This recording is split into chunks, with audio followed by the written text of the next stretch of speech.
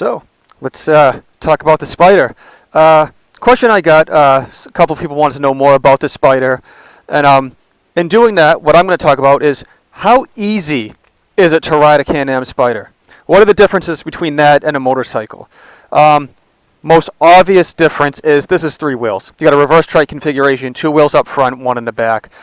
Biggest thing is you cannot low side it. You can't slip out. It won't slip out from under you. It's not going to fall.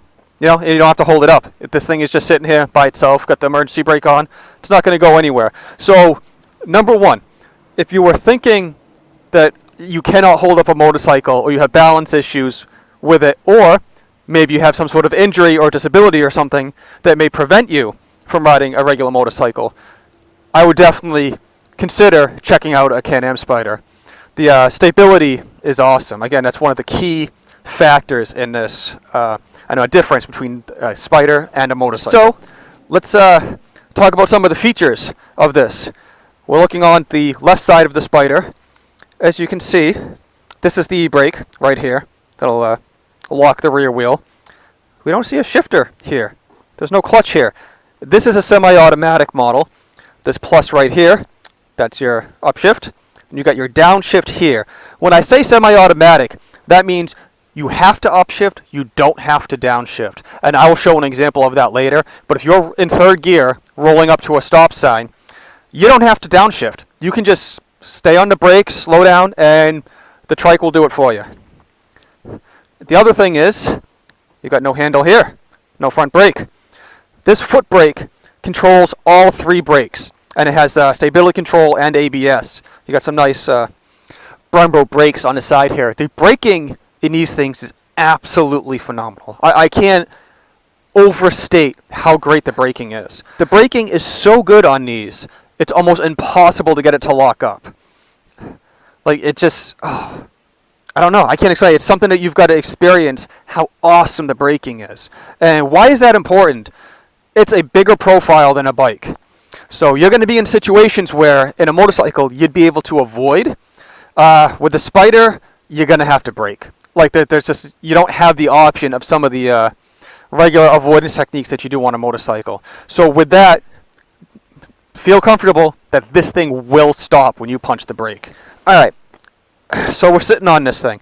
Same regular configuration as a motorcycle, throttle, all that stuff. Let's, let me put my gloves on. Gotta wear gloves. Gotta be responsible. So, it's got regular motorcycle control. So if you're familiar with a motorcycle, you're going to be able to handle the Spyder. And also, if you had ridden a snowmobile or an ATV, you'll get the handling much quicker, rather if you're just coming straight over from a motorcycle. So, turn the key, let the thing fire up. You got your kill switch on the side, just like a regular motorcycle. Fire it up. Starts right up. Now, every model is different. This is a 2013 RS, so it's got the manual parking brake. So you start off in neutral, get things going. All you got to do over here, you don't even have to be on the brake, but I do suggest that you do, just in case you want to roll anywhere. Hit the plus button. Boom! You're in first. That's it. Let off the foot brake here. Twist the throttle. You're going.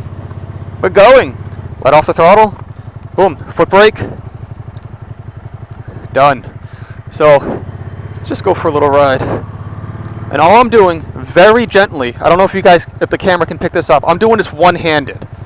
Just spinning around here. Right hand, just going. Now, these Spyders are power steering. So, of course, and it's a lot easier when you're on the throttle to turn. Just go. Even though I'm only going 10 miles an hour. And the same thing that can happen on motorcycles is you want to look where you're turning. Because if you don't, these things will still go straight on you. The target asphyxiation will still happen.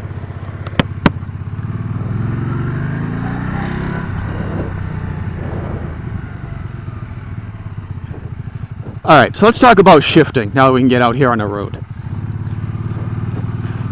So, the RS Spyders are a higher revving motor and it's a 5-speed. So, you can see I'm going 30 miles an hour, still in first gear, only at 5,000 RPMs out of 10,000.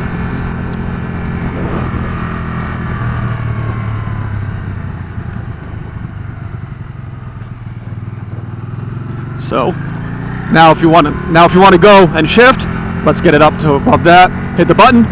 Boom. I'm in second. That's it. Then just keep going. I didn't let off the throttle. Don't hit the brakes. Nothing. It just automatically shifts for you. Now I'm going to slow down here. All I'm doing, I'm not touching anything. Just slowing down. We'll get off to the side here. See, just downshifted for me. I didn't even touch anything. So again, it's that easy, guys. I'm just cruising. I'm just sitting here, one-handed, going 37 miles an hour, just having some fun. You know, and that's a difference too, and something you have to be more aware of bad riding habits on a Spyder, because believe me, you can get overly comfortable, whereas you would end up dumping a motorcycle, but the Spyder will actually help you out in some instincts. It's got the stability control, the traction control, and things like that on it. If you try to do something stupid, it'll shut you down. Like, you cannot pick up a wheel, it won't flip on you, it won't do anything like that. So you don't have to worry about anything like that. But you do still have to practice good riding habits on a Spyder. Again, look at where you're going. Don't have target fixation. Be aware of your surroundings, things like that. And the thing that does help it is it does have a bigger footprint. So I hope this helped you out a little bit, gave you a little bit more, a quick insight, not an overly detailed, but just a quick insight on the Spyders and really how simple these things are. And there are manual transmissions versions, so there are versions you can get with a clutch and a shifter on the left foot. But all Spyders have the foot brake. You're never going to find a Spyder that has a hand brake, unless of course it was manually put in for whatever reason. So, any other questions you guys have, let me know. Shoot me a message, leave a comment, all that fun stuff. And I'll see you guys on the next one.